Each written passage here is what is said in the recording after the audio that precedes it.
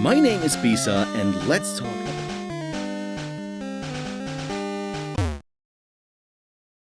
talk about generations.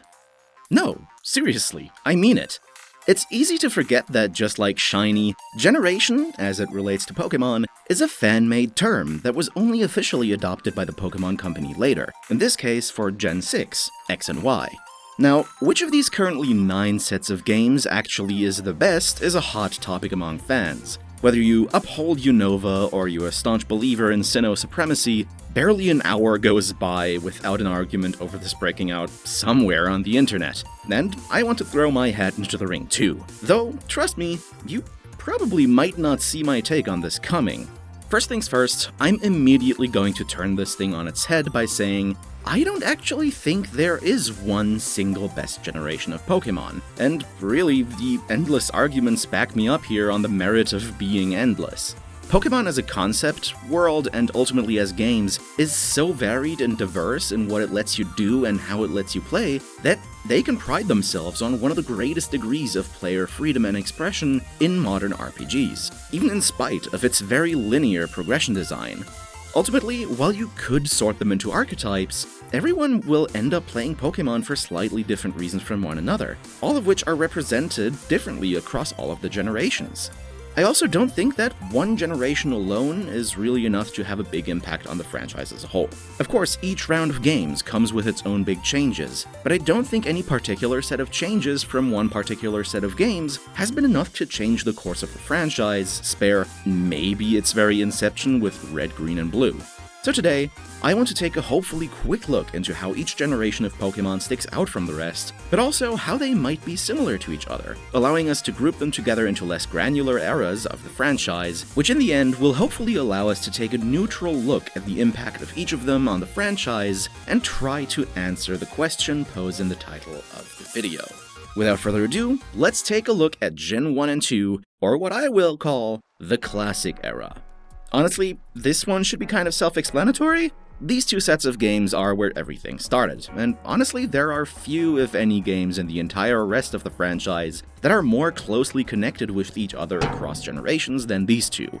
From Gen 2 getting a lot of new monsters that didn't make the cut for Red, Green, and Blue, to the two generations being quite similar on a technological level, enabling features that are unique across the franchise, like the time capsule allowing cross-gen trading, despite Pokémon gaining 2 new attributes in held items and shininess.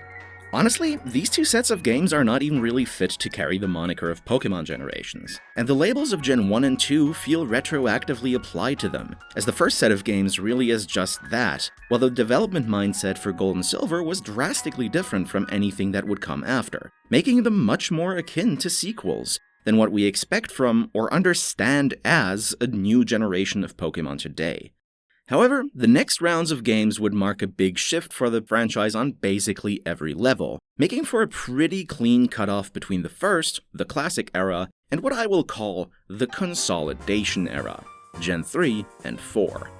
During this time, Pokémon went into a bit of a quiet period. While Pokémania had made sure there's plenty of hardcore fans around to keep buying new games, those games wouldn't sell as well as the records set during the Classic Era, which, at the time of writing, still stand to this day.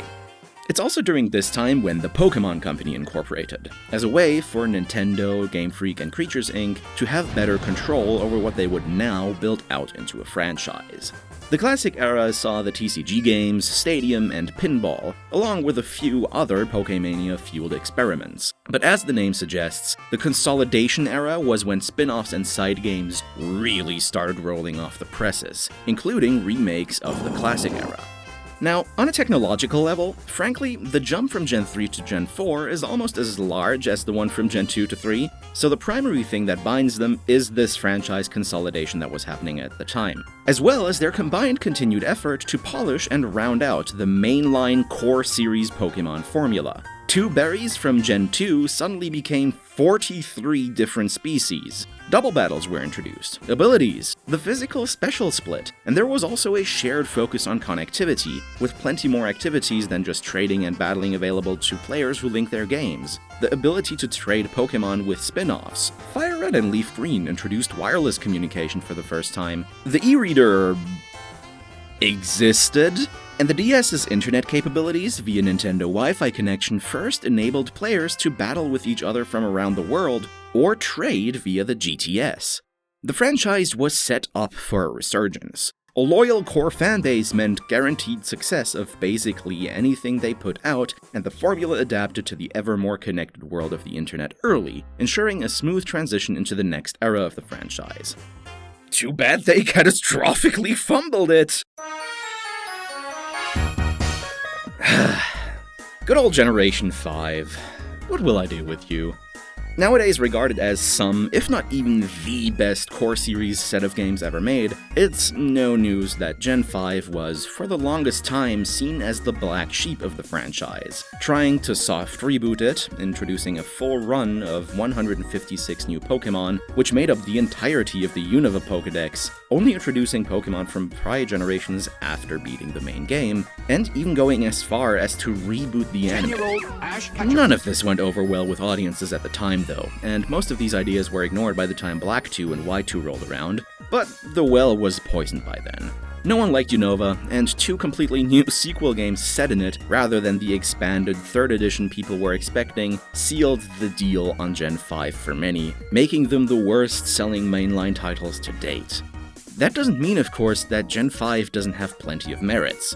With the sheer ambition of the games aside, most of these changes kind of fall in line with the improvements made during the consolidation era, like triple and rotation battles, sweeping balance changes, and the introduction of the Pokémon Global Link as an off-game, online platform that helped facilitate online play and for the first time offered a centralized space for organized competition.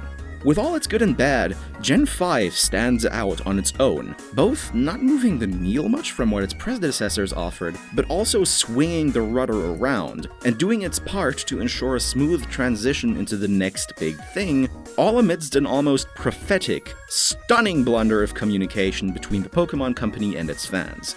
For everyone involved, it was the best wishes era. Moving on, Generation 6 and 7. It's easy to forget today, 11 years after the fact, but Gen 6 and Gen 7 as its technological follow-up were a genuinely gargantuan deal when they were first revealed. Not only were X and Y the first Pokémon games to entirely utilize 3D graphics, courtesy of the 3DS, which was beginning to mature at the time, they were also the first to simultaneously launch worldwide, and with a wide language selection in-game, rather than being locked to the language of the sales region, marking the global era. A time that saw changes being made to the formula on a similar scale to those of the consolidation era, but instead of rounding out or polishing it, it was instead focused on expanding the core series Pokémon formula with the introduction of the first new type since the classic era in Fairy, causing a huge shift in game balance, and trainer customization allowing players to embody themselves to a degree not seen since that same time. Pokémon Ami introduced a way to interact with your Pokémon more closely. Mega Evolution, Primal Reversion, and Z-Attacks paved the way for what we now know as the generational or regional gimmick, and the PSS and a reworked Pokémon Global Link are still lauded to this day as some of, if not the best online functionality ever featured in the franchise, aided by new features like bottle caps and super training, making competitive play more accessible than ever. Without wanting to oversell it, I believe these two sets of games truly deserve the title of the global era of Pokémon. And that's without even mentioning spin-offs, where the franchise managed to somehow bring humanity as close to world peace as we have ever been in the summer of 2016, courtesy of Pokémon Go. All to be followed by Generation 8 and 9, the era of modern Pokémon. Mostly defined and separated from the global era by its technological differences and controversial design decisions. The main change to the core series formula in this era is the gradual break away from isolated routes and cities to openly explorable areas, starting with the Wild area and the game's expansions in Sword and Shield, the Crown Tundra notably featuring the first settlement in one of these, to Scarlet and Violet's true open world. Two other notable things, well, having started in Generation 7, it's the continued, and in this era much more aggressive shift towards more character-focused stories, away from the evil team structure seen in prior games, as well as the introduction of a second new series into the mainline franchise, with Pokémon Legends. The modern era doesn't have the best reputation among the franchise's core fanbase, given the many previously mentioned controversial design decisions, like limited Pokémon rosters, the replacement of Pokémon Bank by Pokémon Home, as well as the many issues the games were released with, but those are all topics for a future video, and I believe it has plenty of merits on its own. Given that the moniker of modern Pokémon will always be in flux and applied to the newest games, I believe that once we start looking back on this era of Pokémon in retrospect, the apt name for it will be the future-proofing era. So, now that we've taken a look back at all 9 generations and have separated them out into eras that I believe capture the progress and gradual shift in ideas and concepts of the franchise well, let's look back at that question in the title. What is Pokémon's Golden Age? Is it the classic era, for its purity, ability to establish itself, and, frankly, nostalgia? Is it the consolidation era for the sheer polish it brought to the formula? Is it the best wishes era for being a bold move that didn't pay off, but gave birth to what many consider the franchise's best outings? Is it the global era for its ability to expand the formula in a way that allowed the franchise to resurge into a new generation of its eponymous global success? Or is it the modern era for its willingness to break the rules at all costs to make sure the franchise has a future, even if those costs are the quality of the games themselves and the trust of the core audience they built? It's no secret that my personal favorite era would be the consolidation era. It's what I grew up with, and what made me not only into a Pokémon fan, but what, in the words of Mike Rugnetta, made me into a citizen of the internet. With that being said, I believe the golden age of Pokémon is the global era. It was an unprecedented resurgence for the franchise, a perfect storm of appealing mechanical expansions of the formula, both for casual players and core fans, a graphical upgrade that many people had been begging for, online play support the likes of which we have yet to see again, and a shift in narrative structure that paved the way for future games, all aided by a spin-off that took the world by storm by fulfilling millions of people's dreams of becoming Pokémon trainers themselves. And that's only mentioning what came from the actions of the Pokémon Company themselves directly. The impact this time had within the core community itself can also not be understated, with a resurgence in popularity making this the first time Pokémon managed to become a truly big deal on the internet. Heck, most PokéTubers you know and love today either started during this time or became popular and were able to turn their passion into a full-time job during it. But remember, this is just a personal opinion. No matter how much of a neutral look I try to take at the subject matter, my criteria are still ultimately arbitrary, and so are anyone else's. So please, do let me know what you think is Pokémon's Golden Age, or even what you believe to be the different eras of the franchise down in the comments. And while you're already down there, feel free to like the video if you did, and subscribe to see, or even become a channel member if you want to directly support more videos like this. Thank you all very much for watching, and until next time, have a good one.